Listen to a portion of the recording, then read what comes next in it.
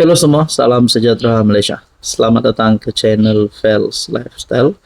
Terima kasih kerana terus setia dan terus bersama di dalam channel ini. Tuan-tuan dan puan yang saya hormati, kita sudah menerima berita peletakan jawatan yang mengejutkan, di mana Rafizi dan juga Nik Nazmi sah telah mengumumkan peletakan jawatan mereka.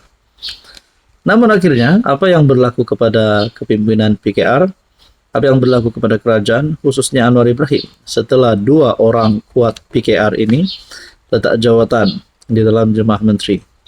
Akhirnya ini yang Anwar lakukan.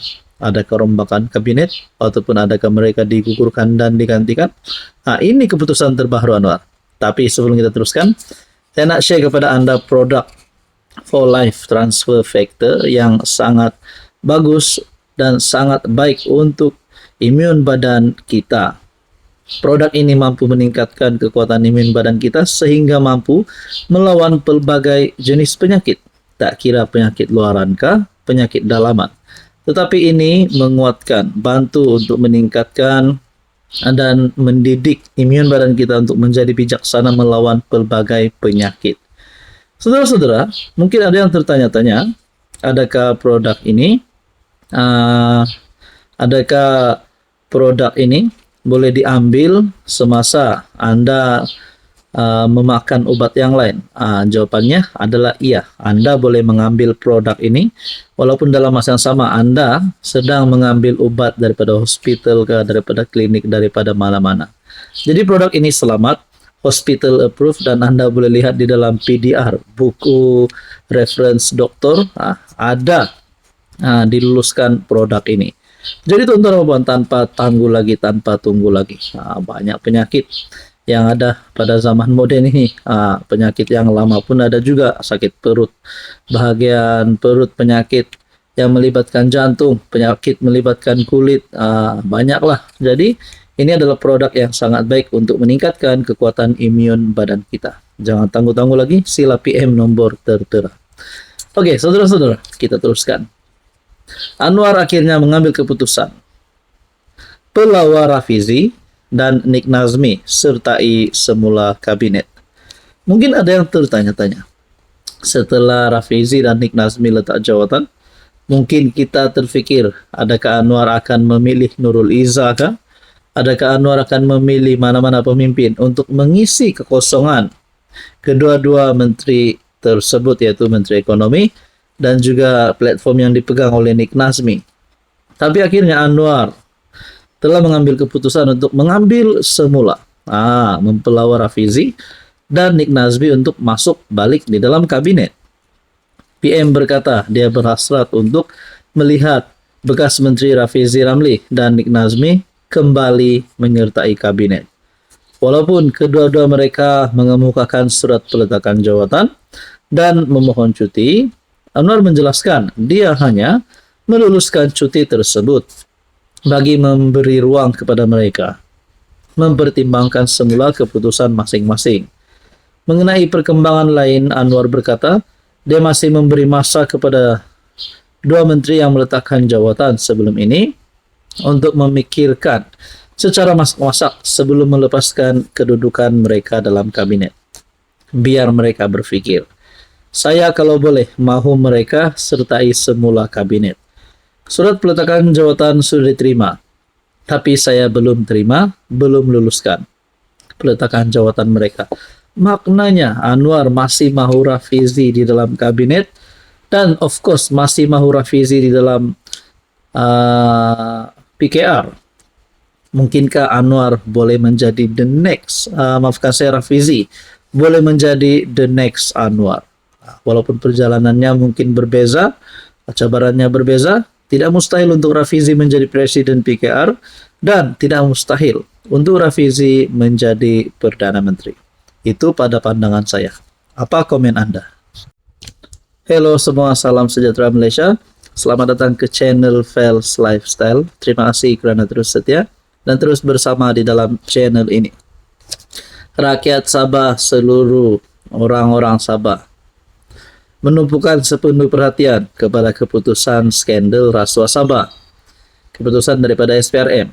Baru-baru ini Azam Baki Ketua Pesuruhjaya SPRM telah mengumumkan mungkin ada beberapa individu, 2 atau 3 individu yang boleh yang akan dituduh.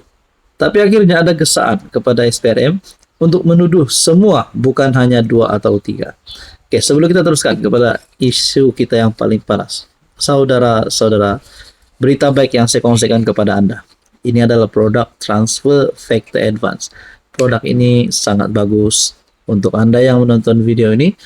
Sekiranya Anda mempunyai beberapa jenis penyakit yang melibatkan jantung, perut, yang melibatkan kulit, darah tinggi, kolesterol, dan macam-macam penyakit, saya sangat rekomen Anda untuk mengambil produk ini. Produk ini boleh meningkatkan kekuatan imun badan kita. Bila kekuatan imun badan kita kuat, bila imun badan kita dididik untuk menjadi bijaksana melawan pelbagai jenis penyakit, nah, saudara-saudara, banyak penyakit yang tidak mampu untuk memasuki badan kita. Jadi saudara-saudara, mungkin bukan Anda yang mempunyai penyakit. Yang sehat pun boleh ambil produk ini. Bahkan sekiranya Anda mempunyai keluarga, family member di luar sana, atau yang memerlukan produk ini, saya syorkan kepada Anda. Untuk pengetahuan lebih lanjut tentang produk ini, dan juga untuk pengetahuan tentang yang lebih teliti berkaitan dengan Transfer Factor Advance ini, sila PM nomor segera, call pun boleh, WhatsApp pun boleh, saya layan Anda. Saudara-saudara, kita kembali kepada isu kita berkaitan dengan skandal Sabah. SPRM digesa tuduh semua, bukan hanya 2 atau 3. Kita tidak tahu berapa individu yang benar-benar bersalah, yang terbukti bersalah di dalam skandal ini. Tidak kira individu itu ketua menteri, timbalan ketua menteri kah, menteri di dalam kerajaan negeri Sabah kah, adun kah, wakil rakyat kah, sudah pasti sekiranya mereka terlibat, mereka perlu dikenakan tindakan undang-undang. Kalau ada gesaan kepada SPRM untuk menuduh semua, saya setuju. Hanya jika semua ini memang layak dituduh. Kalau mereka ini tidak layak dituduh, rasanya tidak relevan lah untuk mereka dituduh. Sebuah kumpulan mahasiswa UMS menegur Ketua Pesuruhjaya SPRM, Azam Baki, susulan kenyataannya bahwa 2 atau 3 orang yang dikaitkan dengan skandal rasuah di Sabah akan didakwa. Selepas siasatan serta laporan forensik yang lama dan panjang, mengapa hanya 2 orang yang akan didakwa di mahkamah? Sebaliknya, ke semua individu-individu yang terlibat perlu diheret segera ke mahkamah, kata suara mahasiswa UMS dalam satu kenyataan. Azam memaklumkan sekurang-kurangnya 2 individu akan didakwa tidak lama lagi. Azam turut membayangkan kemungkinan lebih ramai individu akan didakwa selepas ini. Jadi berkaitan dengan skandal rasuah Sabah ini, beberapa adun yang disebut di dalam skandal ini, bahkan sebelum ini pun nama pemimpin-pemimpin tertinggi kerajaan negeri pun disebut.